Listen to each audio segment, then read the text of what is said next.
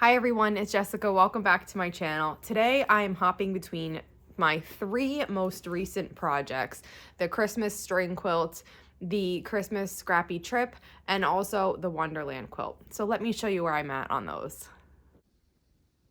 This is the area that we cleaned out together the other day where that big bin and stack of stuff was. This is my chair right here. So that was why I wasn't able to back it up, because it was literally like halfway out on the carpet. But it's cleaned. I still have things tucked. That's just me. That's going to happen forever. But this is neat enough for me and looking really good. Now, since I've started cleaning out, I've been working on projects that I've found. And the one that I have been working on daily is the string quilt. And I've also, over here, you can see, I've been working on the Scrappy Trip. And the string quilt I've been doing reliably now for a few days. I've been doing 3 blocks a day. Today I grabbed 4 though, and I'm gonna do 4. I've been sewing and I have all 4 of my blocks done, so this is one of them. I just need to remove the papers. And these other ones, I just need to trim. So this has been pretty successful, making 3 or 4 of these every day.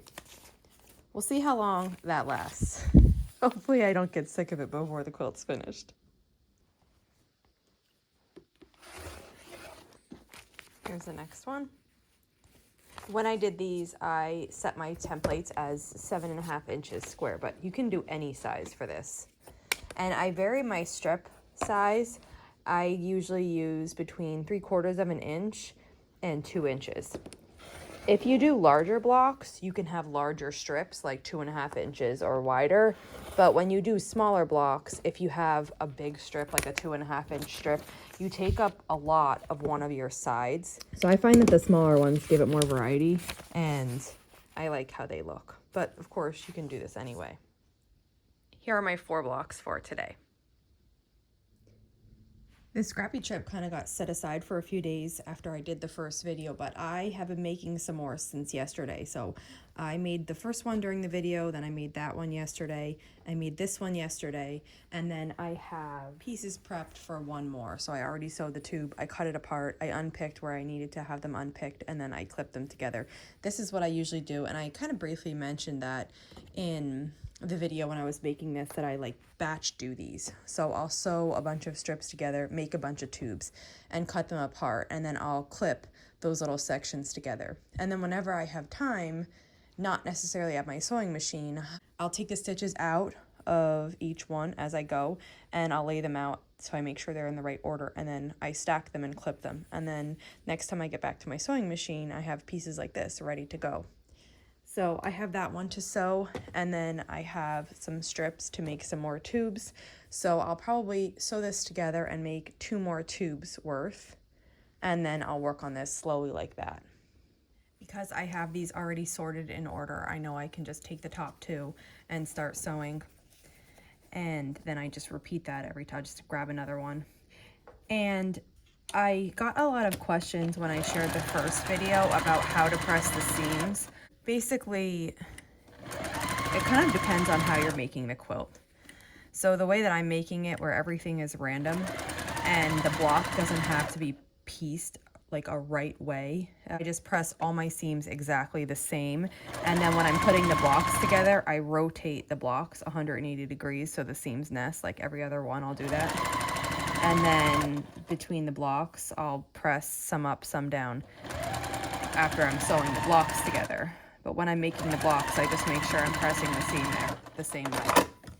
If you're making the type of Scrappy Trip, which I'm not here, but if you're making the type where you have a color going on a diagonal and then a white and then a color and then a white, you have to make a certain amount of A blocks with the white going one direction and a certain amount of B blocks with the white going the other direction.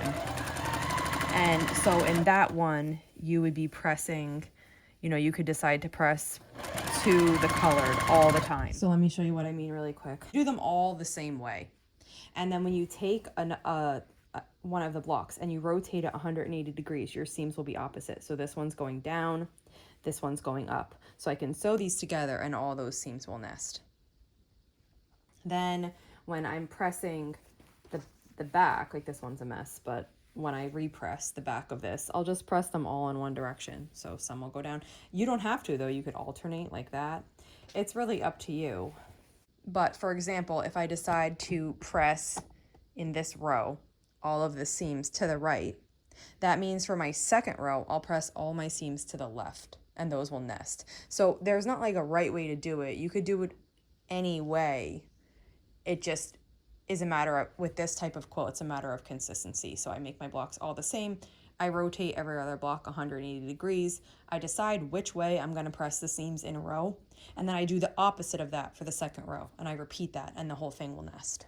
And inevitably, when I make a mistake, it just doesn't matter to me. I work with it. I try to get them all laying just right, but if it happens that they don't for a block, then it happens that they don't. But this has the potential to work out perfectly every time, as long as I remember the way that I'm deciding to press my seams. And I don't actually physically press though until the quilt top is together.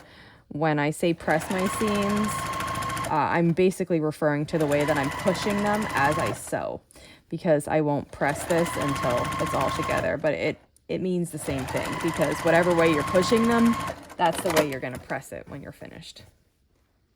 So here are the 4 blocks that I have made so far. This one, this one,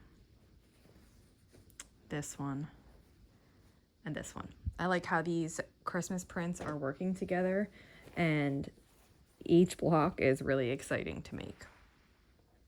The other project that I have been working on is the Wonderland quilt, and I've kind of been rotating between these 3 Christmas projects. And actually I've been writing a pattern, and that one I'm using Christmas fabric too. So it's been all Christmas all the time over here. And I'm not hating it. I love sewing with Christmas fabric, so it always makes it feel really exciting. And for this quilt, I'm making the largest size in the pattern, so I need 16 blocks. They're broken up by a division of color. So I have all the red blocks finished. I have all the maroon dark red blocks finished. And then I'm working on the green now. And then I have to do the light, like aqua color blocks and the turquoise blocks. When I was working on this before, I was doing like all of the center units, like these 2 sewn together for each color. So I started with the red, for example, and I worked on all the center units needed for all the red in the quilt. Then I went and I added the second unit, and that works and it's fine. But I was kind of like wanting more of a, ta-da, you did it, to happen quicker. So I started working 1 block at a time, and that's the way I'm kind of continuing now. So I make all of the units that I need to piece 1 block. And then I work on getting those together like I'm doing here. And then I'll be putting this block together, and it will give me 1 of the green Wonderland blocks. And kind of working like this, it might be, I actually don't think it's slower. I mean, it could be a tad bit slower, but I really don't think it is, because I'm still doing chain piecing. I'm just splitting it up, and I think this might need 4 green blocks. I have to double check my pattern. So instead of doing 64 units at a time, I'm doing 4 groups of 16. And the way that this block is put together though, I think time-wise, it's probably, the efficiency is the same. There's a lot of time where if in a quilt you're making 1 block at a time, like that's not the most efficient method, even though sometimes it's preferred if you're looking for certain color layouts and everything. So it really depends on the quilt. But for this one, I don't think doing 1 block at a time is decreasing the efficiency of it.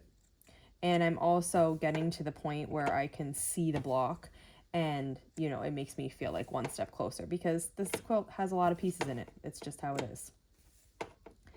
So I am going to keep piecing these. Let's see, this is my one that I'm referencing instead of just having my computer open. And so I have to add 2 more pieces to these. I need a side here and a side here, and then these units are done and I'll assemble. So that's what I'm working on now.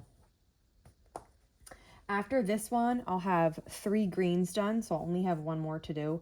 And then I will have all the reds and all the maroons, like I said. So I'm really getting close. So here's where I'm at with these blocks. And look at my little kitty's napping right there. That's like that's my pressing table, and it's his favorite spot this time of year because it gets like full sun in the morning here, which is why we're dealing with all these shadows. So here is where I'm at so far on the Wonderland blocks. I have 3 red made. 1, 2, and 3. And that's all I need for the quilt. Then I have 3 dark red made.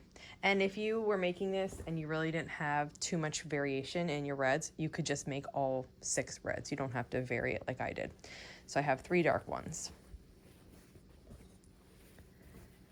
And then my problem child here is this aqua. I love this, and I need 4 of these for the quilt. And this is my bin that contains my pieces for the quilt. And I do not have enough to make 3 more aqua blocks out of these. Now, I was 100% sure that I had the fabric cut out for this entire quilt. And I've spent the morning searching around to see if I could find it. And maybe I don't. I don't know what happened. Part of me is wondering if I made more aqua blocks last year and they're misplaced. I don't know. There is another problem child too, but let me show you the green first. So this is the aqua, like I said. 1, I need 4, I have 1 made. And then the green, I need 4 of these and I have 3 made. So here's 1, 2, and here's the 3rd one. Now the last block, last color, I should say, that I need, it's kind of like a turquoise color. So it's like the darker version of aqua, but it's deeper. It's a lot deeper than that. And there's none of that in my project bin. So I cannot even begin to think what that would mean, because I know when I set this out and I picked out all my colors, I had colors for every block, right? So I had the darker color, the turquoise and the teal mixed together. That would form the darker blue block. And that's not in my bin. There's not even a piece of it. But I actually remember making the stacks, separating out this aqua and the turquoise and teal.